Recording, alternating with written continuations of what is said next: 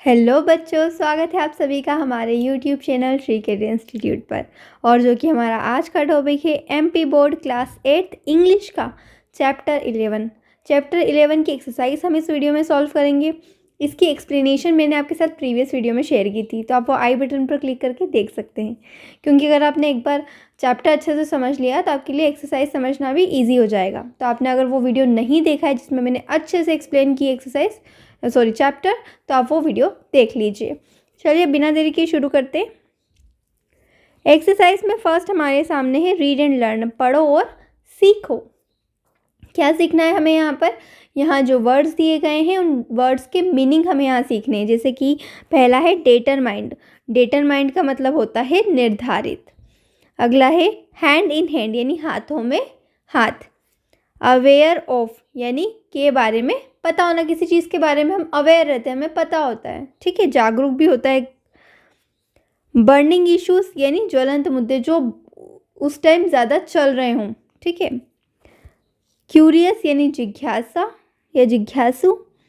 इनेग्रल यानी उद्घाटन, किसी घर का उद्घाटन होता है, दुकान का उद्घाटन होता है तो इनेग्रल बोलते हैं ना हम। कंजर्व यानी संरक्षण, किसी चीज़ को संरक्षण में लेना। अकोमोडेट यानी समायोजित करना। माइग्रेट यानी पलायन करना।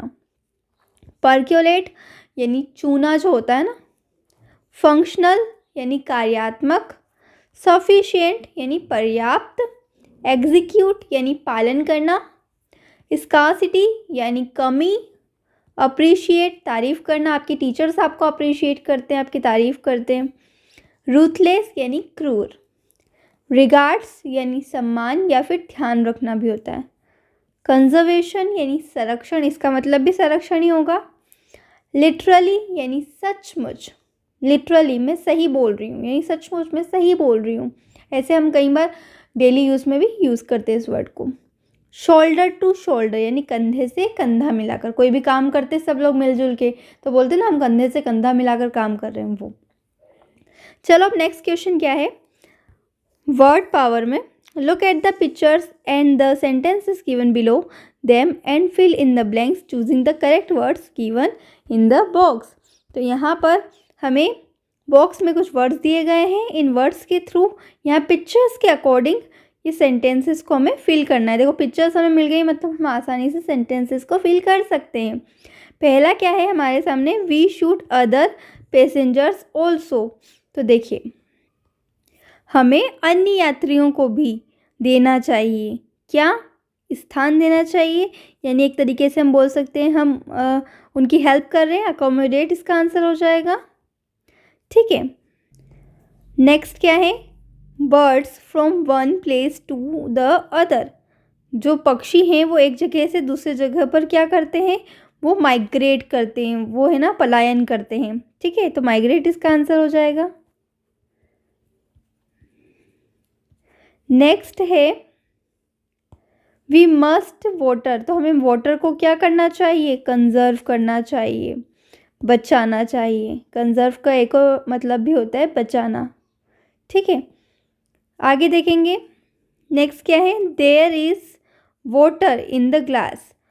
इस ग्लास के अंदर पानी है, कितना है, पर्याप्त पानी, यानी कि सफिशिएंट वाटर है। क्या है, सफिशिएंट वाटर है। बहुत इजी है।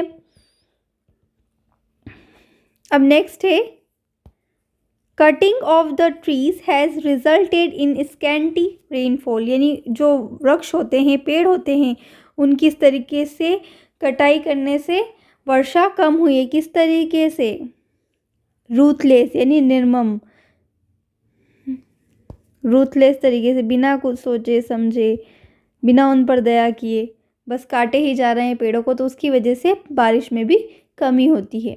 आगे देखेंगे to money and wealth sometimes creates problem. यानी कि जो धन इकट्ठा होता है उससे भी समस्याएं पैदा होती है। किसके लिए समस्याएं पैदा होती है, तो यहाँ लास्ट है एक्यूमुलेट, इसका आंसर हम लिखेंगे। तो यहाँ पर हमने एक्यूमुलेट लिखा है। एक्यूमुलेट का मतलब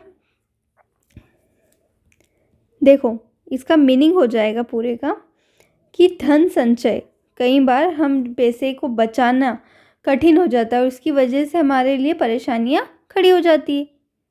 चलिए आगे देखेंगे। Complete the following paragraph using the words given below. यहाँ पर भी हमें पैराग्राफ को कंप्लीट करना है वर्ड्स के थ्रू, जो मैंने यहाँ पे आपके लिए कर रखा है। ठीक है, इन्फॉर्मेशन का मतलब होता है जानकारी, विलेजर्स यानी ग्रामीण या गांव वाले, अप्रिशिएट का मतलब तारीफ़ करना, बर्निंग इशू जो अभी मैंने बताया था ज्वलंत मुद्दे जो होते हैं, और मोटिवेट का मतलब आपको जो मोटिवेट करते हैं, सराहना करते हैं। ठीक है, अब देखिए प्रेरित करते हैं, मोटिवेट का मीनिंग होगा। अब देखिए, the villagers don't have enough information about many burning issues, यानी कि जो गांव वाले हैं उनको कई सारे ज्वलंत मुद्दों के बारे में पूरी जानकारी नहीं है। It is our duty to motivate them to know about these, और यह हमारा कर्तव्य है कि हम उन्हें इसके बारे में जानने के लिए मोटिवेट करें, प्रेरित करें। We should draw the best out of them and appreciate their efforts, हमें उनसे सबसे अच्छी बातें सीखनी चाहिए और उनके जो एफर्ट्स हैं, उनकी जो प्रयास है, उनकी सराहना करनी चाहिए, अप्रिशिएट करना चाहिए। तो अब नेक्स्ट क्वेश्चन हमारे सामने है कॉम्प्रहेंशन में, चलिए वो भी देख लेते हैं। तो देखिए यहाँ पर क्वेश्चन आंसर मैंने हैंड रिटन नोट्स में लिखे हैं। नोट्स अगर आपको चाहिए तो आप मुझे कमेंट कर सकते हैं, मैं आपको टेलीग्राम पर नोट्स प्रोवाइड कर दूँगी। आंसर द फॉलोइंग क्वेश्चन में हमारे सामने फर्स्ट क्वेश्चन है वेयर डज मयंक लिव, यानी मयंक कहाँ रहता है। तो आंसर हो जाएगा Mayank lives in a small village, Mayank एक छोटे से गांव में रहता है। अगला क्या है, who wrote a letter to Priya and why, Priya को किसने और क्यों चिट्ठी लिखी। तो आंसर होगा Mayank wrote a letter to Priya because he wanted to tell her about conservation of water, Mayank ने प्रिया को यह बताने के लिए चिट्ठी लिखी कि हम पानी को कैसे बचा सकते हैं। आगे देखेंगे, what program was launched in the village, और विलेज में, गांव में कौन सा कार्यक्रम शुरू किया गया। तो water conservation program was launched in the village, यानी कि जल संरक्षण का कार्यक्रम गांव में शुरू किया गया। आगे देखेंगे, what is meant by the word conservation, conservation का क्या अर्थ है, क्या मीनिंग है। The word conservation means to save something, यानी कंजर्वेशन वर्ड का मीनिंग है किसी चीज़ को बचाना। हम वो चाहे जीव जंतुओं को बचाएं, चाहे पानी को बचाएं, चाहे इलेक्ट्रिसिटी को बचाएं, किसी चीज़ को हम बचा रहे हैं। ठीक है, तो वो कंजर्वेशन होगा। आगे देखेंगे, why do the villagers migrate to cities and towns, जो गाँव वाले हैं, गाँव के लोग, वो गांव छोड़कर शहरों और कस्बों में क्यों चले जाते हैं। तो आंसर होगा the villagers migrate two towns and cities in search of work, यानी कि गांव वाले काम की तलाश में गांव छोड़कर शहरों व कस्बों में जाते हैं। अगला क्या है, what are we trying to do under water conservation program, और इस हम पानी बचाने के लिए क्या कर सकते हैं, हम क्या कोशिश कर रहे हैं। ठीक है, तो आंसर होगा under water conservation program we are trying to harvest rain water at different levels, पानी को बचाने के लिए हम अलग अलग स्तरों पर बारिश के पानी को इकट्ठा करने की कोशिश कर रहे हैं। चलिए नेक्स्ट क्वेश्चन क्या है, चूज द करेक्ट आंसर्स। चलिए ये भी देख लेते हैं। फर्स्ट है अ डैम इज, डैम क्या है, तो वो है a big wall across a river. ठीक है, रिवर के या नदी के बीचों बीच जो बड़ी सी दीवार रहती है उसी को डैम कहते हैं। आगे देखेंगे, अ burning issue means, burning issue का मतलब क्या होता है, वो होता है एन इम्पोर्टेंट टॉपिक, कोई ज़रूरी बात। ठीक है, इम्पोर्टेंट टॉपिक।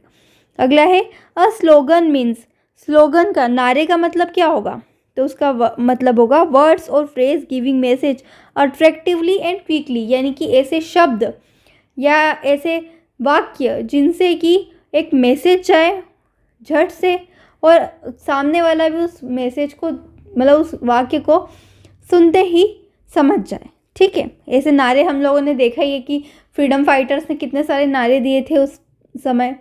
ठीक है, उसी तरीके से जो स्लोगन यानी नारा होता है उसका मीनिंग होता है।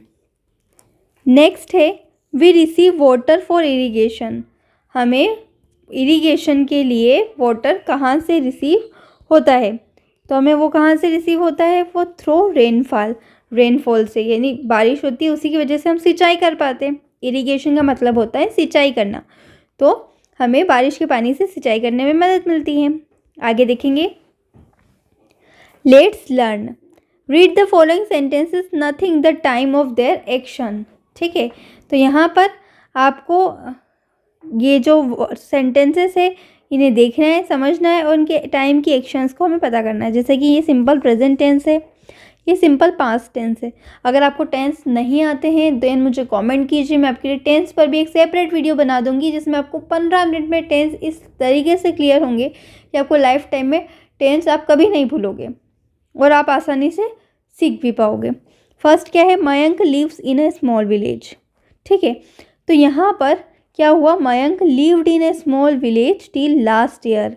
तो यहाँ क्या हो रहा है, सिंपल प्रेजेंट टेंस में वर्ब जो है वो वर्ब में ईएस लगा हुआ है।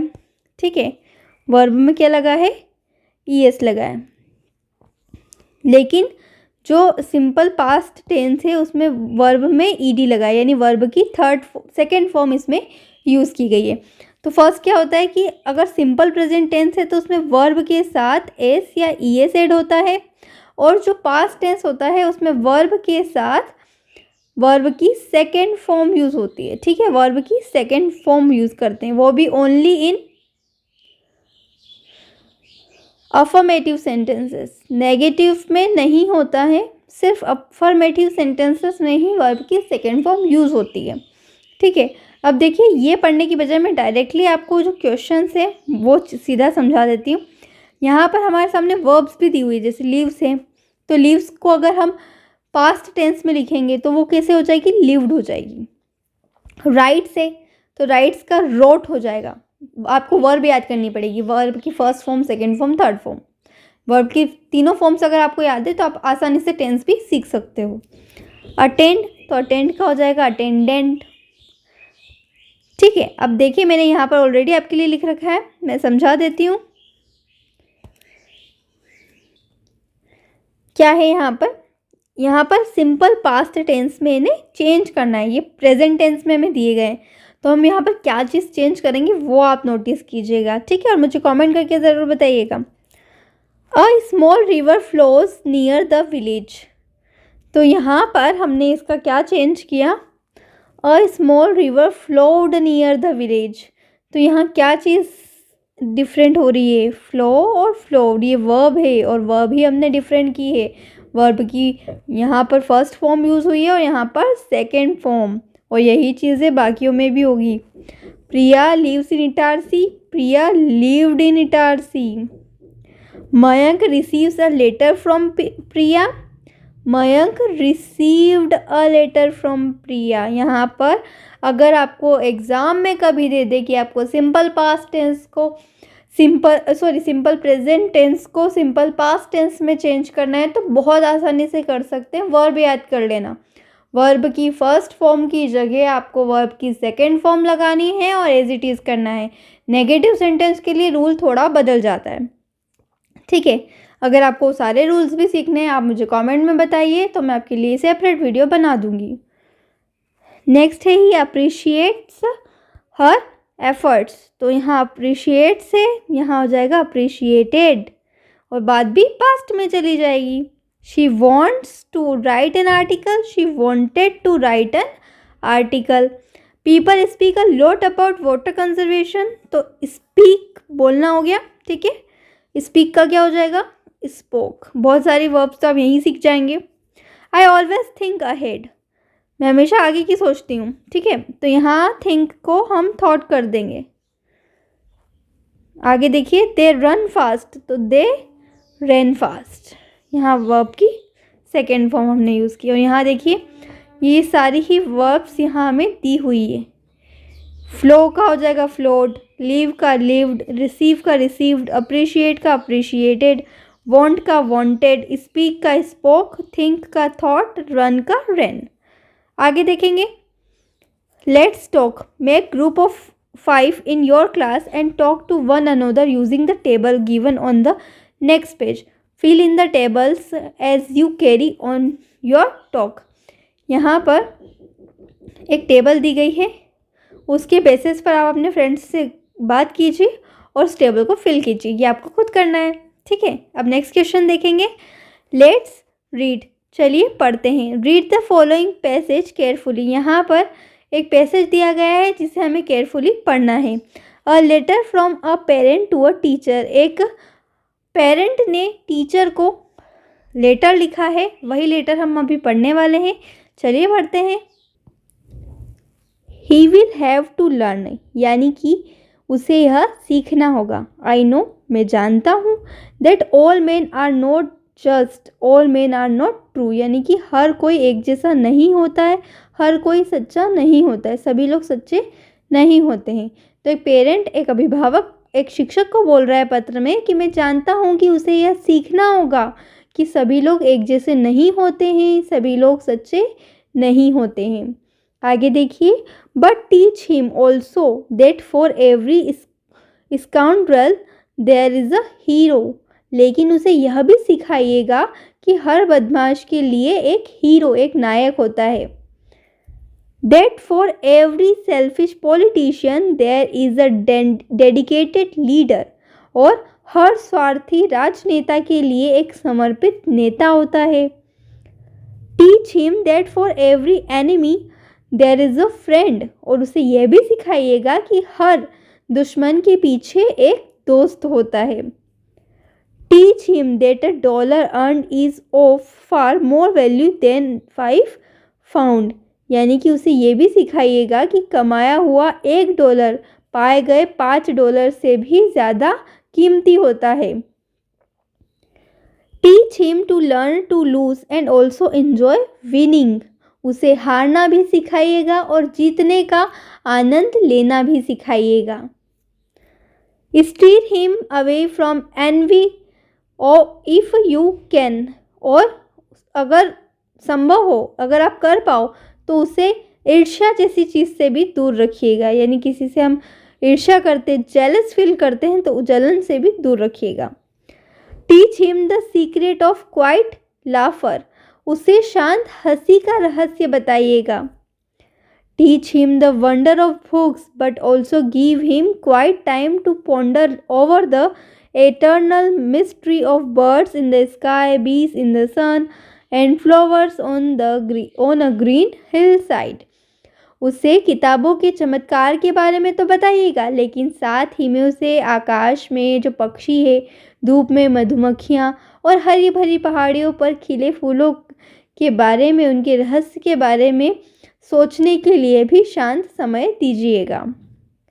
इन school teach him it is far more honourable to fail than to cheat.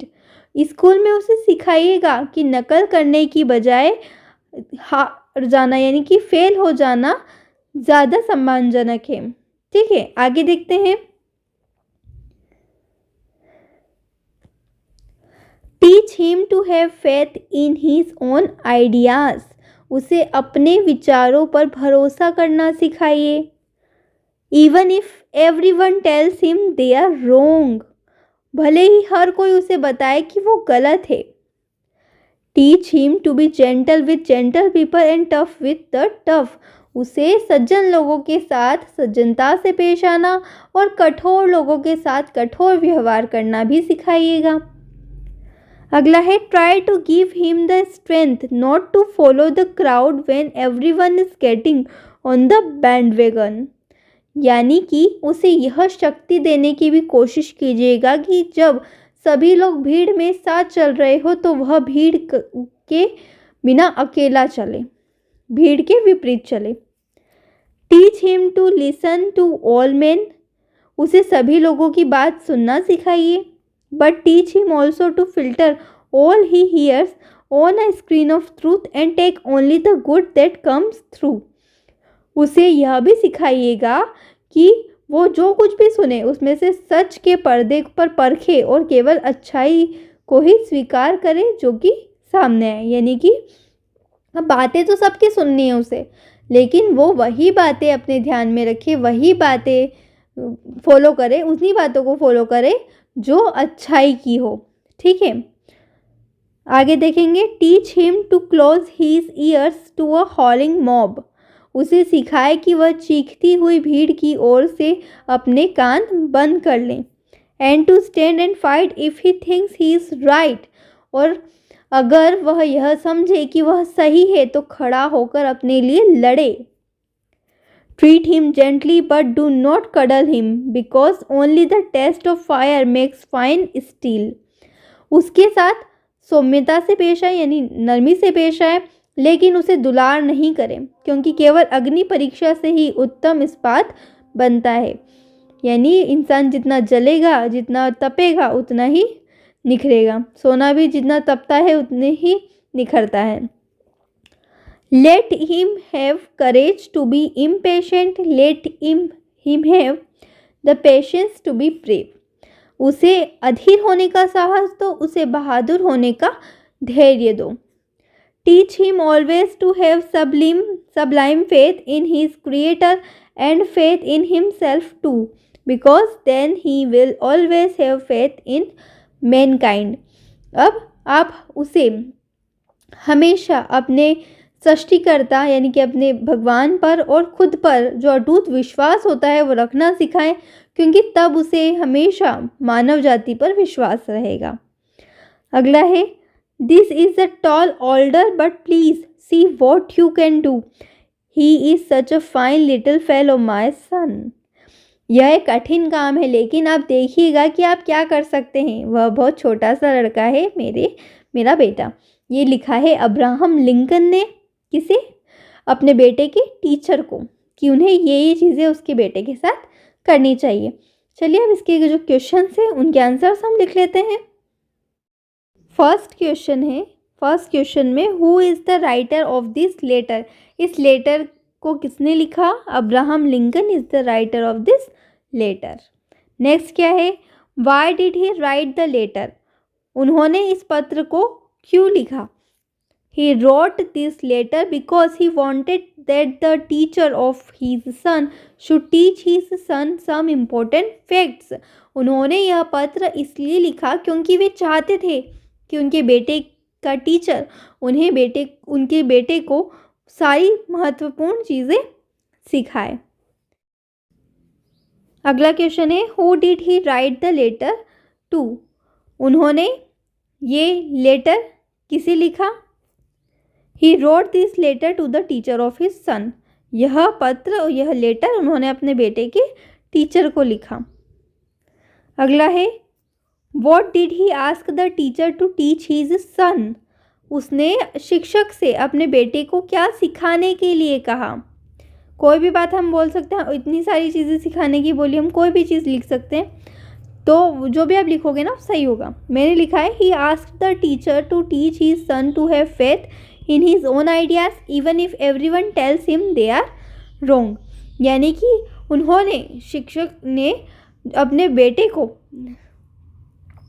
शिक्षक को अपने बेटे को क्या सिखाने के लिए बताया कि वो उनका जो बेटा है वो अपने विचारों पर, अपने आइडियाज़ पर, अपने थॉट्स पर पूरा विश्वास रखे, चाहे हर कोई कहे कि वो गलत है, लेकिन वो उन्हें ना माने। ठीक है।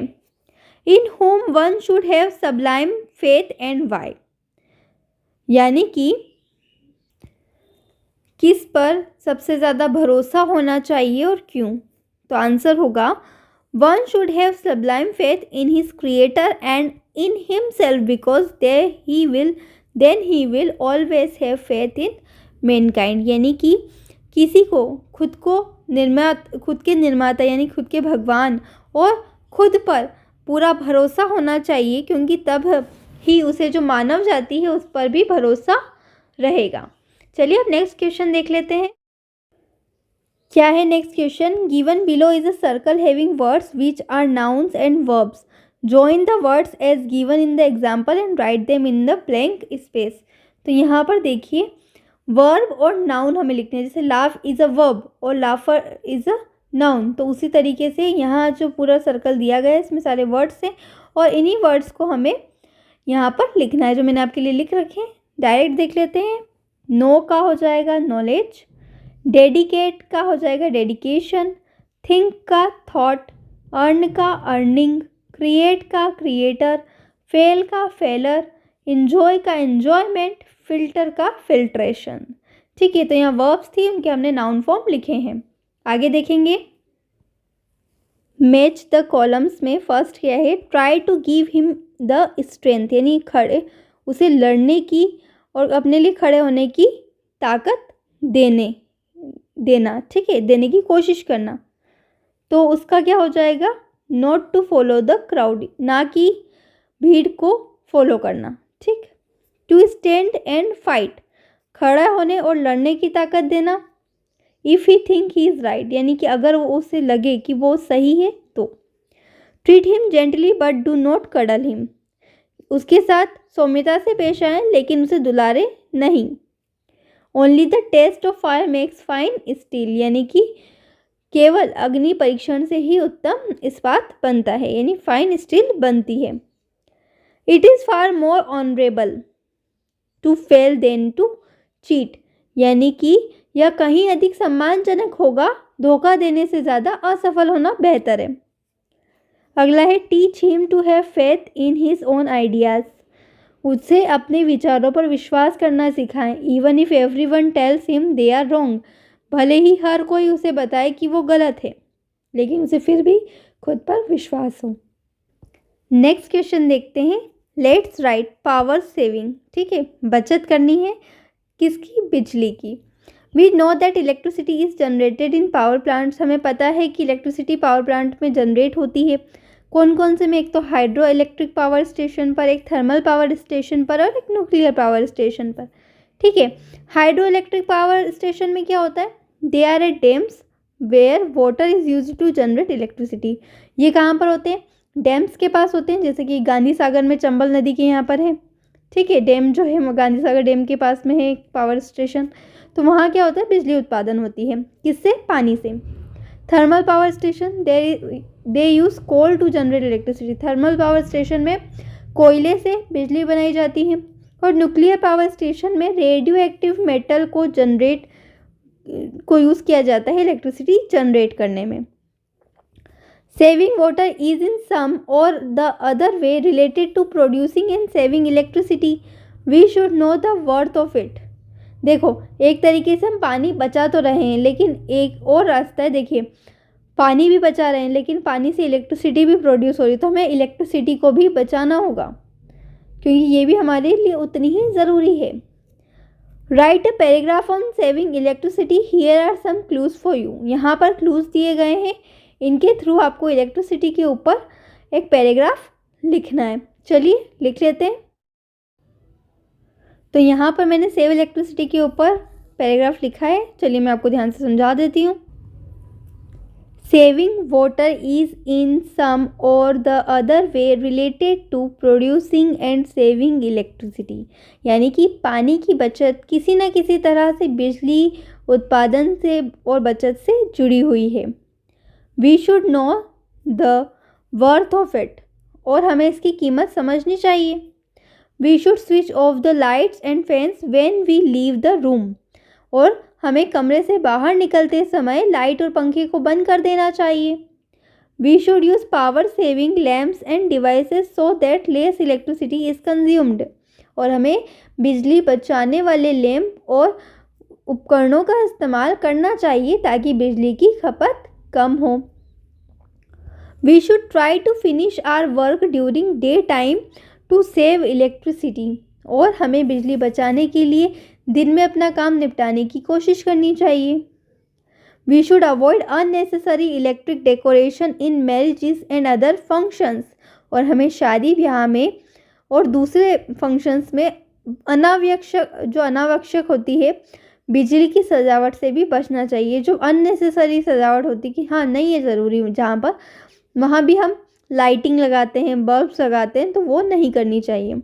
आगे देखिए, our houses should be well ventilated and lighted so that minimum lights and fans are used, हमारे घरों में हवादार और रोशनी की अच्छी व्यवस्था होनी चाहिए ताकि कम से कम रोशनी और पंखे का इस्तेमाल हो। Unnecessary use of electrical appliances should be avoided, और बिजली के उपकरणों का अनावश्यक इस्तेमाल नहीं करना चाहिए। Automatic electric irons should be used because they switch off themselves when hot. जो इलेक्ट्रिक आयरन जिससे हम प्रेस करते हैं ना, कपड़ों को इस्त्री करते हैं, वो भी ऑटोमेटिक होनी चाहिए ताकि वो गर्म होने पर खुद ही बंद हो जाए। Television and radios should be switch on if someone is watching और लिसनिंग टू देम। अगर कोई टीवी या रेडियो देख या सुन रहा है तो उसे चालू कर देना चाहिए, बाकी टाइम उसे बंद ही रखें, है ना। Otherwise this should be switched off, बाकी टाइम उसे बंद ही रखें। I hope if above precautions are taken we can save much electricity for our future. और मुझे उम्मीद है कि अगर हम ये सारी सावधानियाँ रखें, इन सावधानियों को बरता जाए, तो हम अपने भविष्य के लिए बहुत सारी बिजली बचा सकते हैं। तो इस तरीके से हमने सेव इलेक्ट्रिसिटी के ऊपर ये पैराग्राफ लिखा है। आप चाहें तो इसका स्क्रीनशॉट ले लीजिए, वीडियो को पॉज करके लिख लीजिए। तो यहीं पर हमारा चैप्टर फिनिश हो जाता है। सो thanks for watching this video. मिलते हैं अगले वीडियो में, बने रहिए, चैनल को सब्सक्राइब कर दीजिए, अपने दोस्तों के साथ शेयर कर दीजिए। आप चाहें तो मुझे टेलीग्राम, इंस्टाग्राम पर भी फॉलो कर सकते हैं। So thanks for watching this video, take care, bye bye.